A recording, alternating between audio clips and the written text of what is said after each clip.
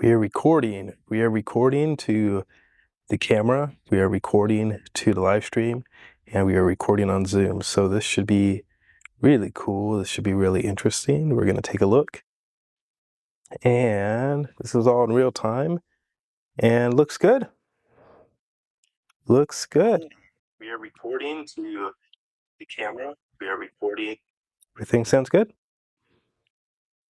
Let's go ahead and get started. Okay.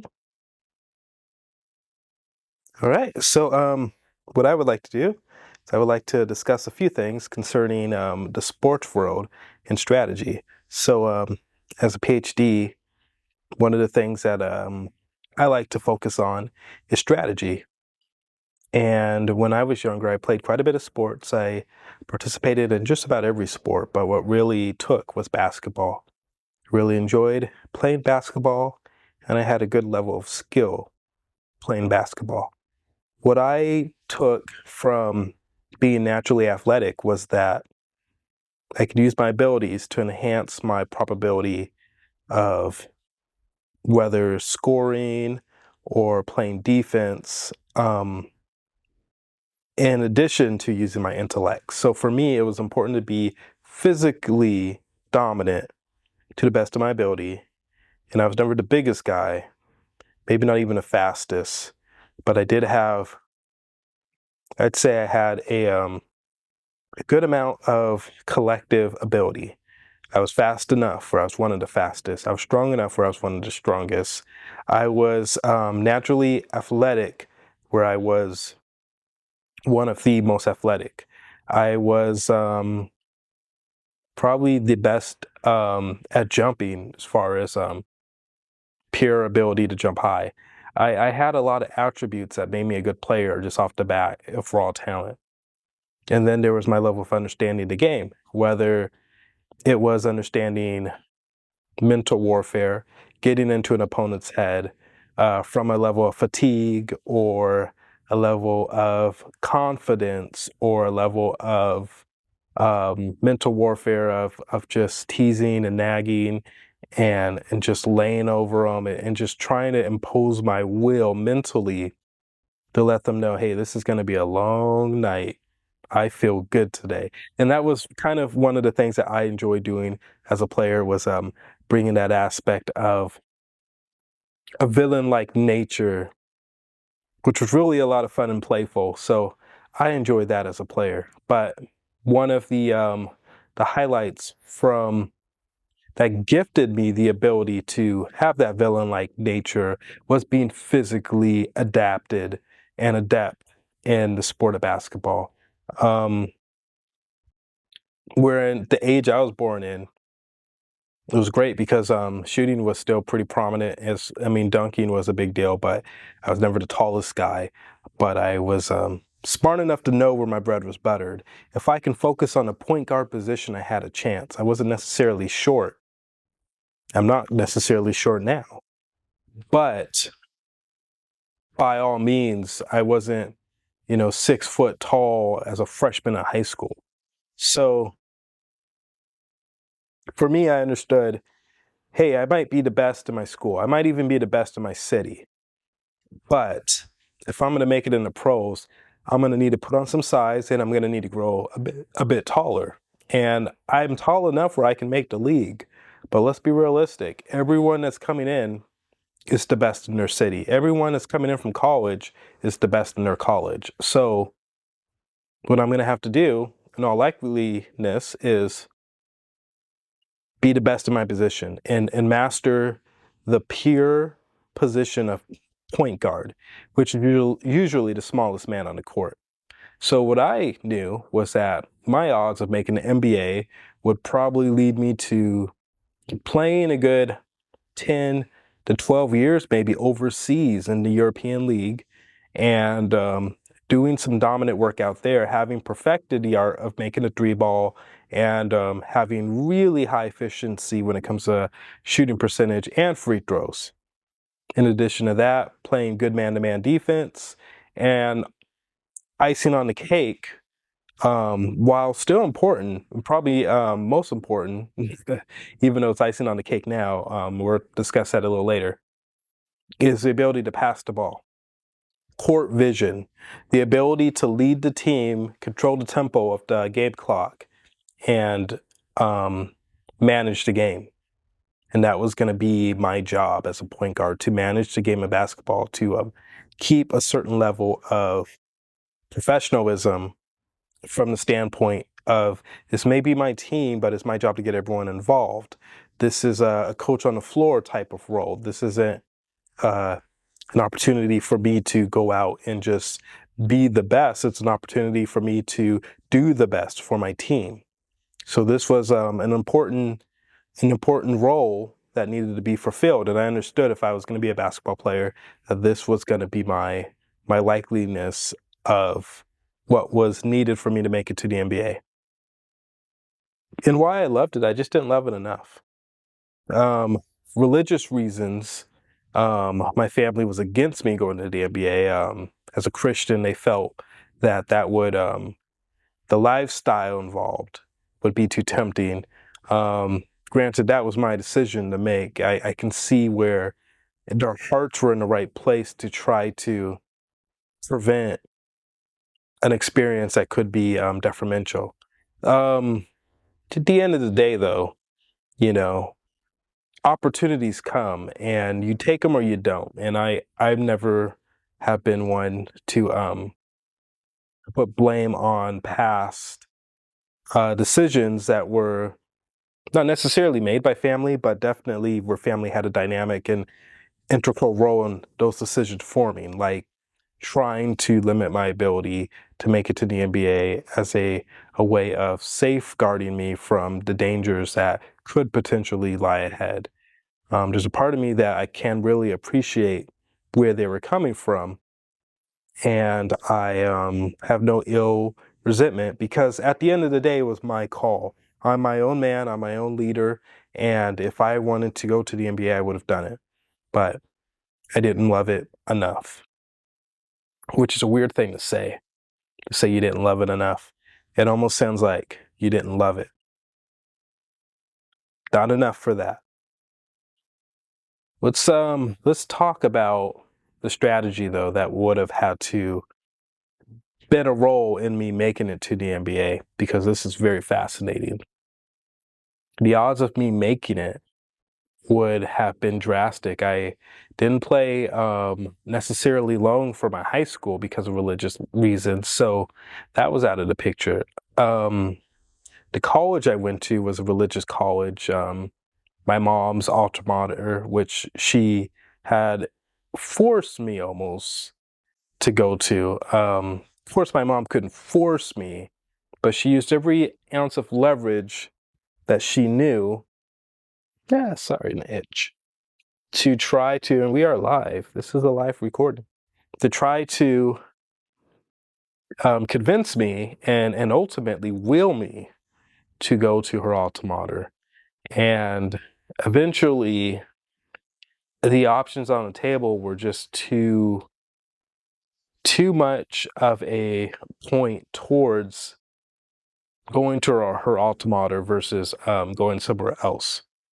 If I wanted to get the best bang for my buck at the time, I needed to choose the school my mom went to. So I ended up going to her school.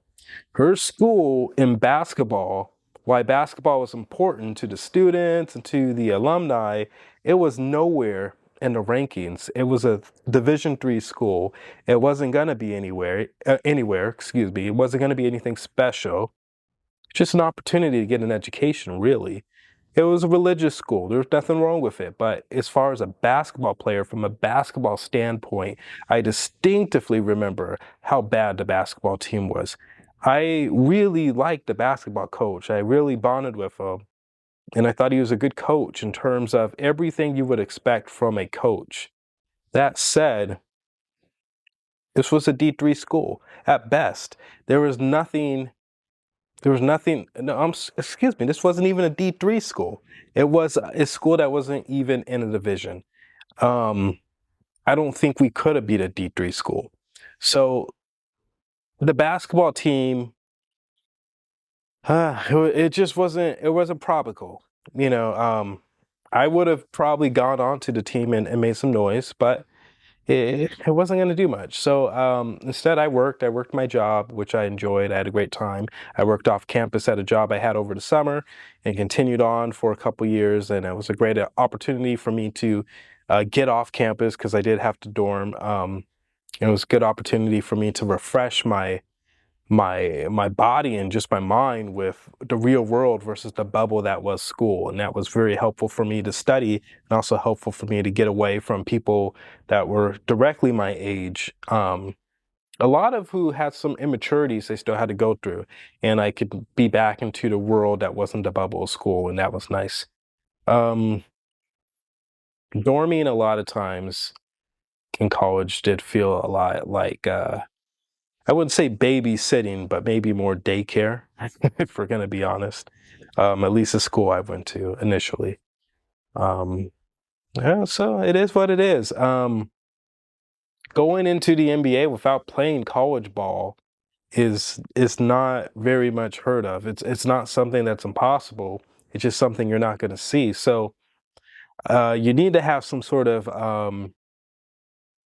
observation of your skill, whether that is the developmental league, which I believe used to be the D League, now it's called the G League. Um, that was an option. Up until my mid 20s, I was thinking it's still an option if I really want to make this happen. I just didn't love it enough. Um, what I did love, and some of you, if you're friends of mine that are watching this right now, you know, I have a background in acting, and I have a pretty strong background in professional acting and modeling. And then I got deeper into performing arts, and I had a true gift as a singer and a true love as a guitarist. And I took a lot of lessons in classical and jazz guitar, even classical and jazz piano, drumming lessons to get better at guitar, in addition to taking my guitar lessons. So I um I really enjoyed music. I would always say singing is the gift. It always came most naturally. It always was my greatest gift. Guitar has always been my greatest love. And I believe I was 22, I was at USC, or maybe I was down where I live and leaving work. I can't remember exactly, but yeah, I do remember me and a coworker. We were walking to our cars to get something out, and someone had offered me an opportunity to get signed, and my coworker vouched for me. She started saying all these great things about how good I was, which was nice of her, and she's a great human being for that. But I knew it wasn't the right opportunity. I knew it had nothing to do with me. I was a, relatively attractive young man. I look like a, decently tall kid that can play guitar, that, can speak well, had a specific amount of charm. I knew it was more about an image versus the music. And for me, I was very deeply involved in the music. If you talk to my wife now and you ask her how I feel about music, she'll just probably smile and she'll just leave it at that probably, because the people that know me best know that I have a very strong bond with music to the point where I don't really like to share music too much. I teach music. I teach it on the side. I teach voice lessons and guitar lessons, and I've done it for a number of years. But I have a really, really tight knit love for music, so much so that I sometimes just want to keep it to myself because I it means so much to me. And I believe a lot of people have that feeling and that love for music, but for me, it just goes so deep. I really, really, really love music. And I loved it when I hated it, and I loved it when it was a lot of work. And I was forced into musical groups in high school. I didn't want to go initially. I thought they were going to be really nerdy, and for nerds, particularly, I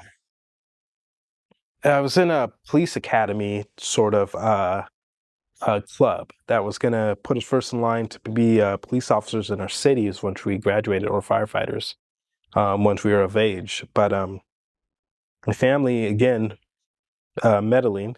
got involved and they forced me out of it.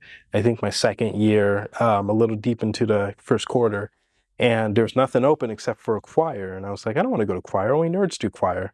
Then I joined choir and they had donuts that day, and donuts were my favorite food at that time. So I was like, oh, this is great. And I said, hey, choir kids aren't nerds. Band kids are nerds. No, I'm just kidding. Nothing wrong with band kids. Nothing wrong with being a nerd either. Um, look at me, Dr. Nerd here. So nothing wrong with any of that. But the point I'm trying to make is that I found a love for the camaraderie. We had a lot of fun. We got a good amount of attention. We listened to a lot of music. But for me, more than anything, it was always about the music. And I really loved the music. When I got offered a record deal at, what was I, 22? I had to make a decision earlier before I became 22. I believe like after high school, I had opportunities to go to pretty much any music school I wanted to, whether it was Juilliard or Berklee School of Music. I had all the awards. I had the accolades. I could have probably made this happen, but my mom was insistent on me going to her alma mater. So